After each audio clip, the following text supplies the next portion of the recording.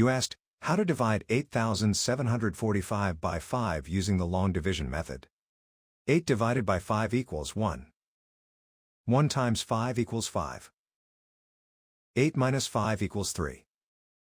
Bring down 7, making 37. 37 divided by 5 equals 7. 7 times 5 equals 35. 37 minus 35 equals 2. Bring down 4, making 24. 24 divided by 5 equals 4. 4 times 5 equals 20. 24 minus 20 equals 4. Bring down 5, making 45. 45 divided by 5 equals 9. 9 times 5 equals 45. 45 minus 45 equals 0. The remainder is 0. The final result is 1749.